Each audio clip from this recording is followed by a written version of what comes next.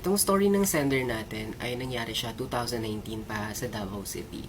Yung sender natin, lumaki siya sa lola niya. Yung subdivision kung saan sila nakatira, isa sa pinakauna at pinakalumang subdivision sa Davao City. Ilang beses nang na-renovate yung house nila, pero kahit anong renovation, pagbabago sa itsura, hindi pa rin maalis yung horror vibes. Bilang mga taong nakatira doon, spooky talaga sa pakiramdam nila. Marami ng paranormal encounters yung nangyari sa bahay na yon. Pero this one is yung pinaka-intense na na-experience ni Sender. Nakakakita at nakakaramdam talaga siya ever since. Pero normally kasi sa mga taong malakas ang sixth sense, binabaliwala na lang yon. Going back sa story, galing siyang labas nung araw na yon, around 9 p.m. na siya nakauwi. So yung bahay sobrang spooky talaga kasi again luma na siya and apat lang silang nakatira sa house na yon. Pag uwi niya ng bahay, since medyo pagod na siya, dumiretso na siya ng kwarto niya. Yung style kasi ng kwarto niya is nasa dulo ng hallway. Kumbaga malayo pa lang makikita mo na yung loob ng kwarto. Very ancestral house yung itsura ng bahay, no? Nasa dulo pa lang siya ng hallway, nakita niya na agad yung kwarto niya. Bukas yung ilaw at yung pinto. Sa pagkakaalala niya, hindi siya nagiiwan na bukas yung door at ilaw ng kwarto niya.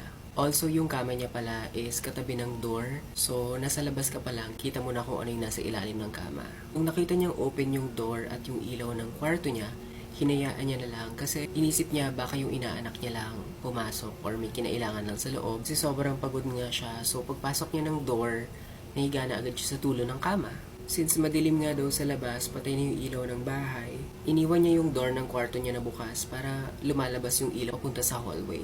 Paghiga niya sa kama niya, nag-chat yung pinsan niya sa kanya na nasa Rojas Night Market sa Davao that time. Casual chatting lang kasi nasa same city lang sila. In between their conversation, nabanggit niya sa pinsan niya na, "Grabe, ang boring dito.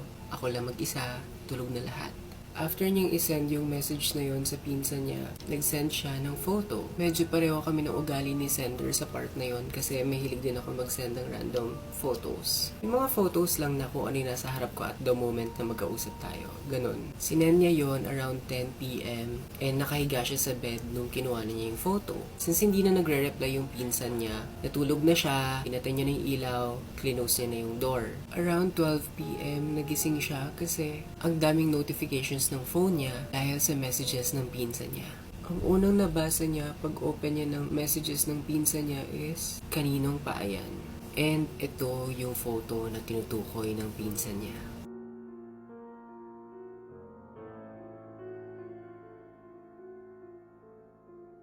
Nung nakita niya yung photo na sinend ng pinsan niya, nanlamig yung katawan niya at nag-reply siya na, "Ako lang mag-isa dito." Kung matatandaan ninyo, pumasok siya ng kwarto niya, mag-isa lang siya. And kung may tao man sa ilalim ng kama, makikita agad niya bago pa siya pumasok. Kasi sa malayo pa lang, kita na yung ilalim ng kama. After noon, humarap siya sa wall. Since yung katabi ng kama niya is wall, and nagtalokbong siya ng kumot. Hindi niya tinigilan ng chat yung pinsan niya and gusto niya lumabas ng kwarto that time. Gusto niyang sumigaw. Sa sobrang takot niya, hindi niya magawa. Kasi habang nakatalokbong siya ng kumot, sa tabi niya lumalamig na yung pakiramdam. Naramdam niya na nasa likod niya lang. Nasa likod niya lang yung kung ano man. Ang option na naiwan na lang sa kanya was to pray. Dasal siya ng Our Father, doon daw nawala. Pumikit lang siya hanggang sa makatulog siya. The next day, pagkagising niya, kinuwento niya sa mami niya, pinakita niya yung photo na nakuha na niya. Nung nakita ng mami niya yung pinakita niya, nagulat siya sa reaction ng mami niya kasi walang reaction yung mami niya. Hindi natakot, hindi nagulat. Alam niyo kung ano sinabi niya? Yung matandang lalaki yan. Madami talaga sila dito sa bahay, pero huwag ka mag-alala, hindi naman sila nananakit. Aware naman si sender na marami daw talaga sa bahay nila. Hindi naman yun secret sa kanya. Pero yun daw talaga yung pinakamalapit niyang encounter sa mga nakatira sa bahay nila. Mga kasama nila na nakatira sa bahay na yun. Ang pinaka natakot na part si sender is yung fact na nagpupunta sila sa baba ng kama niya habang nakahiga ka. Wala siyang choice. Lumipat siya ng kwarto. Until this very day, hindi na ulit siya pumunta sa kwarto na yon. Pero aside from the story itself, ano kaya yung story dun sa mga taong kasama nila sa bahay? Hindi pala tao. Entities.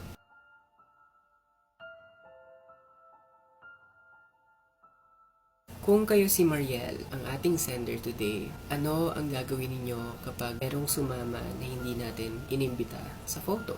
This is for a video, and kung meron kayong mga horror stories katulad ng kay Mariel, you can message me on Instagram. You can share your stories to me there, and I would happily share it here if you would approve. Thank you so much for watching, and for more videos like this, please like, comment, and follow for more.